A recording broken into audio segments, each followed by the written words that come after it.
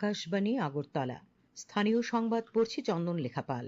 এখনকার বিশেষ বিশেষ খবর হলো, রাজ্যে আজ নানা অনুষ্ঠানের মধ্য দিয়ে যথাযোগ্য মর্যাদায় ৪৮তম ককবরক দিবস উদযাপিত। এডিসির উদ্যোগে খুমুলুঙেও আজ ককবরক দিবস উদযাপন করা হয়েছে। সংযুক্ত আরব আমিরশাহীর রাষ্ট্রপতি শেখ মোহাম্মদ বিন জায়েদ আল নাহয়ান আজ সন্ধ্যায় নতুন দিল্লি এসেছেন। সমগ্র শিক্ষা অভিযানে 59টি জেলাভিত্তিক ক্রীড়া প্রতিযোগিতা আজ কৈলাসহর কলেজ স্টেডিয়ামে অনুষ্ঠিত। এবারে সংবাদ বিস্তারিত। রাজ্যে আজ নানা অনুষ্ঠানের মধ্য দিয়ে যথাযোগ্য মর্যাদায় ৪৮তম ককবরক দিবস উদযাপিত হয়। মুখ্যমন্ত্রী অধ্যাপক ডক্টর মানিক সাহা ককবরক ভাষা দিবস উপলক্ষে রাজ্যবাসীকে শুভেচ্ছা এবং অভিনন্দন জানিয়েছেন। ৪৮তম ককবরক দিবসের এই পবিত্র ও গৌরবময় মুহূর্তে আমি সকল ভাষাপ্রেমী, সাহিত্যিক, শিক্ষক, শিক্ষার্থী এবং জনজাতি সমাজের সকলকে আমার আন্তরিক শুভেচ্ছা অভিনন্দন জানাই। শুভেচ্ছা বার্তায় মুখ্যমন্ত্রী আরো বলেন, দৈনন্দিন জীবনে ককবরক ভাষার ব্যবহারে আরো উৎসাহিত করতে ককবরক দিবস উপলক্ষে রাজ্য সরকার একটি পকেট ককবরক অভিধান প্রকাশের উদ্যোগ নিয়েছে। ককবরক ভাষার সার্বিক উন্নয়নের লক্ষ্যে বিভিন্ন কর্মশালা, প্রশিক্ষণ কর্মসূচি ও গবেষণা কার্যক্রম নিয়মিতভাবে আয়োজিত হচ্ছে। তিনি বলেন, মাইনর রিসার্চ প্রজেক্ট চালু করা, অনলাইন ও অফলাইন ককবরক ভাষা কোর্স প্রবর্তন সহ ডিজিটাল শ্রেণীকক্ষ স্থাপন, আগরতলা পুর নিগম এলাকায় বিভিন্ন স্থানে ককবরক বাংলা ইংরেজি ত্রিভাষিক সাইনবোর্ড স্থাপন সহ বিভিন্ন কাজ হাতে নেওয়া হয়েছে। ককবরক ও অন্যান্য সংখ্যালঘু ভাষা দপ্তরের উদ্যোগে আজ সকালে রবীন্দ্র শতবার্ষিকী ভবনে আয়োজিত সাংস্কৃতিক অনুষ্ঠানে রাজ্য ককবরক ভাষা উন্নয়ন উপদেষ্টা কমিটির চেয়ারম্যান ডক্টর অতুল দেববর্মা এবং ভাইস চেয়ারম্যান তথা বিধায়ক রামপদ জামাতে উপস্থিত ছিলেন। অনুষ্ঠানে ডক্টর অতুল দেববর্মা বলেন, মাতৃভাষা আমাদের চেতনার পরম আশ্রয়। এই দিনটি ককবরক ভাষাভাষীদের ইতিহাসের সঙ্গে ওতপ্রোতভাবে জড়িত। 1979 সালের 19 জানুয়ারি ককবরক ভাষাকে সরকারি ভাষা হিসেবে স্বীকৃতি দেওয়া হয়। বিধায়ক শ্রী জামাতিয়া ককবরক ভাষা চর্চা ও প্রসারের জন্য সবার প্রতি আহ্বান জানান। ককবরক ভাষাকে আরো সমৃদ্ধ করতে তিনি রাজ্যবাসীর প্রতি আহ্বান জানিয়েছেন। অনুষ্ঠানে 4টি ককবরক বইয়ের মলাট উন্মোচন করা হয়। অনুষ্ঠানে ককবরক ভাষা শিক্ষায় 6 জন শিক্ষককে সম্মাননা প্রদান করা হয়। অতিথিরা স্মরণিকা ইয়াকপাই এবং সাহিত্য ম্যাগাজিন খুম্পুয়ের আবরণ উন্মোচন করেন। অনুষ্ঠানে বক্তব্য রাখেন শিক্ষা দপ্তরের বিশেষ সচিব রাভেল হেমেন্দ্র কুমার এবং ককবরক ও অন্যান্য সংখ্যালঘু ভাষা দপ্তরের অধিকর্তা আনন্দ হরি জমাতিয়া। অনুষ্ঠানের শুরুতে একটি বর্ণাঢ্য র্যালি রবীন্দ্র শতবার্ষিকী ভবন প্রাঙ্গণ থেকে শুরু হয়ে শহরের বিভিন্ন পথ পরিক্রমা করে। ককবরক দিবস উপলক্ষে আজ এডিসির সদর দপ্তর খুমুলুঙের নুমাই অডিটোরিয়ামে বর্ণাঢ্য অনুষ্ঠানের আয়োজন করা হয়। তার আগে একটি র্যালি বিভিন্ন পথ পরিক্রমা করে। উপস্থিত ছিলেন এডিসি শিক্ষা দপ্তরের নির্বাহী সদস্য রবীন্দ্র দেববর্মা, এমডিসি উমাশঙ্কর দেববর্মা। আজ বিকেলে জনজাতি গবেষণা ও সংস্কৃতি কেন্দ্রের উদ্যোগে রবীন্দ্র শতবার্ষিকী ভবনে ককবরক দিবস উদযাপন করা হয়। উদ্বোধন করেন জনজাতি কল্যাণ দপ্তরের সচিব ডক্টর কে শশী কুমার। অনুষ্ঠানে বক্তব্য রাখতে গিয়ে তিনি রাজ্যে ককবরক ভাষা উন্নয়নে রাজ্য সরকারের গৃহীত পদক্ষেপ বিস্তারিতভাবে উল্লেখ করেন। Various initiatives in education, publication of books, encouragement of cultural activities and institutional support. Sincere efforts are being made to ensure that Kokborok continues to flourish in both traditional and contemporary spaces.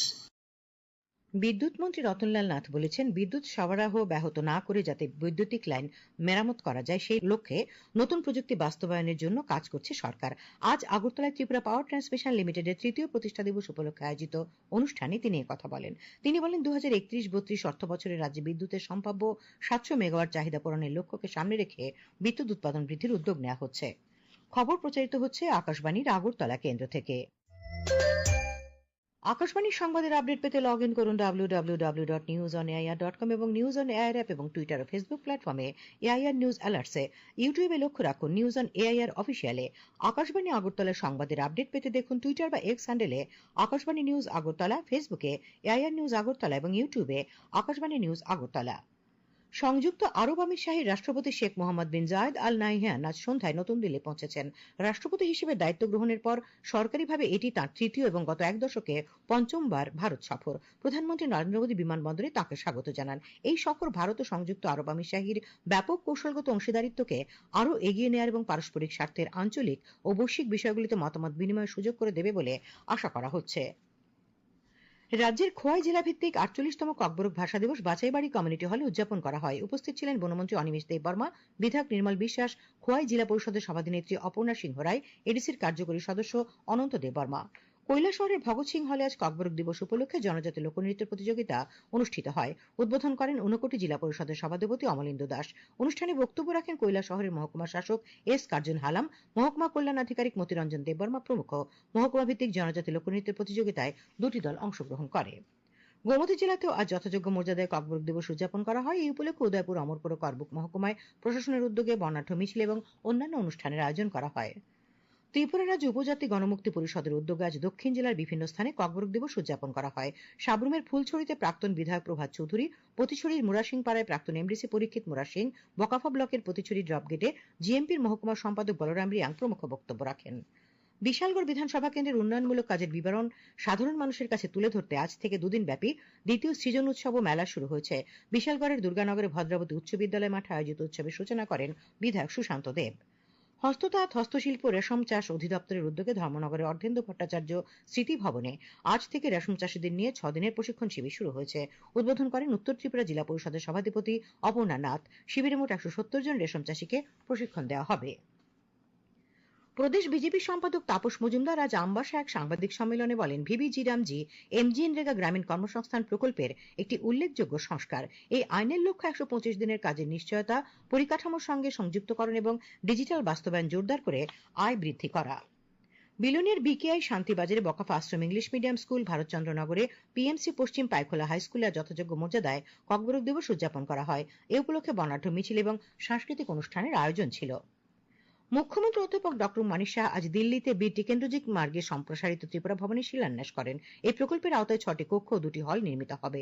এতে আনুমানিক ব্যয় ধরা হয়েছে 2,95,00,000 টাকা। প্রধানমন্ত্রী নরেন্দ্র মোদী আগামী 25শে জানুয়ারি রবিবার সকাল 11টায় আকাশবাণীর মন কি বাত অনুষ্ঠানে দেশ বিদেশের জনগণের সঙ্গে মত বিনিময় করবেন। এটি হবে মন কি বাতের 130তম পর্ব। প্রধানমন্ত্রী জনগণকে তাদের সুচিন্তিত চিন্তাভাবনা মন কি বাতে জানানোর আহ্বান জানিয়েছেন। মাইগভ ওপেন ফোরাম এবং নরেন্দ্র মোদী অ্যাপে জনগণ তাদের মতামত পাঠাতে পারবেন। তাছাড়াও টোল ফ্রি নম্বর 1800117800 নম্বরে কল করে হিন্দি বা ইংরেজিতে মতামত রেকর্ড করানো যাবে। ফোন লাইন মাসের 23 তারিখ পর্যন্ত খোলা থাকবে। কথায় আছে, মাতৃভাষা মাতৃদুগ্ধ সম। আজ মাতৃভাষা দিবস উদযাপনের মানে সকল মাতৃভাষার প্রতি সম্মান প্রদর্শন। তাই ককবরক ভাষার সরকারি স্বীকৃতি লাভের গৌরবময় অতীত সেই কথাটাই উপলব্ধি করায় একটি প্রতিবেদন। নিজের মনের ভাবনা সবচেয়ে ভালোভাবে মাতৃভাষাতে প্রকাশ করা যায়। মাতৃভাষায় পড়াশোনা যথাযথ করা গেলে বিষয় উপলব্ধি করা এবং করানোর কাজটাও সহজে হতে পারে। নতুন শিক্ষানীতিও এই জন্য বিশেষভাবে মাতৃভাষায় শিক্ষার ব্যাপারটাকে গুরুত্ব দিয়ে বিভিন্ন উপাদানে সমৃদ্ধ করার প্রয়াস নেওয়া হয়েছে। আর সেই প্রয়াস অনুসরণ করে বর্তমানে ককবরক দিবস উদযাপনের উদ্যোগকে অভিনন্দন জানালেন বিশিষ্ট ককবরক সাহিত্যিক, সাংস্কৃতিক কর্মী, ভারতীয় সাহিত্য একাডেমির সদস্য বিকাশ রায় দেববর্মা। আর সেই প্রয়াস অনুসরণ করে বর্তমানে ককবরক দিবস উদযাপনের উদ্যোগকে অভিনন্দন জানালেন বিশিষ্ট ককবরক সাহিত্যিক, সাংস্কৃতিক কর্মী এবং ভারতীয় সাহিত্য একাডেমির সদস্য বিকাশ রায় Debbarma. On the occasion of 40th anniversary of Recognition Day of Kokborok as state official language of Tripura, I congratulate all the Kokborok speakers across the globe. Let all mother tongues of the world flourish and develop, keeping their own identity intact. Kokborok ভাষাও কিন্তু চিরন্তন মাতৃভাষার মাধ্যমে শিক্ষা ও জীবনচর্যার সর্বাত্মক ভাবনা থেকে বিচ্ছিন্ন নয় মোটে, বরং মাটির নিজস্ব সুবাস, এই মাটির সন্তানদের মুখের ভাষায় রচিত কাব্য সাহিত্যের গ্রহণযোগ্যতাকেও অনেক গুণ বাড়িয়ে দেয়। সংবাদ কক্ষ থেকে সুমন ভট্টাচার্য, আকাশবাণী, আগরতলা। কেন্দ্রীয় সরকার জানিয়েছে যে রাষ্ট্রায়ত্ত ব্যাংকগুলি গত বছরের এপ্রিল থেকে ডিসেম্বরের মধ্যে 3 লক্ষেরও বেশি অতি ক্ষুদ্র, ক্ষুদ্র ও মাঝারি উদ্যোগ এবং এমএসএমই ঋণের আবেদন মঞ্জুর করেছে। এই ঋণের পরিমাণ 52,300 কোটি টাকারও বেশি। ত্রিপুরা পুনর্নবীকরণযোগ্য শক্তি উন্নয়ন সংস্থা বা ট্রেডা রাজ্যের প্রত্যন্ত জনজাতি অধ্যুষিত এলাকায় সৌরশক্তি চালিত মাইক্রোগ্রিড স্থাপনের মাধ্যমে জাতীয় জনজাতির কল্যাণে অভূতপূর্ব অবদানের জন্য 2025 সালের স্কচ রৌপ্য পদকে ভূষিত হয়। সম্প্রতি নয়াদিল্লিতে এক অনুষ্ঠানে এই সম্মান প্রদান করেন স্কচ গ্রুপের চেয়ারম্যান সমীল কোছার। সমগ্র শিক্ষা অভিযান ঊনকোটি জেলাভিত্তিক ক্রীড়া প্রতিযোগিতা আজ কৈলাসহর কলেজ স্টেডিয়ামে অনুষ্ঠিত হয়। উদ্বোধন করেন ঊনকোটি জেলা পরিষদের সভাধিপতি অমলেন্দু দাস। নবম থেকে দ্বাদশ শ্রেণীতে পাঠরত ছাত্রছাত্রীরা এই প্রতিযোগিতায় অংশ নেয়। আবহাওয়া আগামীকাল আকাশ আংশিক মেঘাচ্ছন্ন থাকবে। আজ দিনের সর্বোচ্চ তাপমাত্রা ছিল 29.4 ডিগ্রি সেলসিয়াস এবং সর্বনিম্ন 13.2 ডিগ্রি সেলসিয়াস। আগামীকাল দিনের সর্বোচ্চ তাপমাত্রা 29 ডিগ্রি সেলসিয়াস এবং সর্বনিম্ন 13 ডিগ্রি সেলসিয়াসের কাছাকাছি থাকবে। শেষ করার আগে খবরের বিশেষ অংশগুলি আরেকবার। রাজ্যে আজ নানা অনুষ্ঠানের মধ্য দিয়ে যথাযোগ্য মর্যাদায় 48তম ককবরক দিবস উদযাপিত।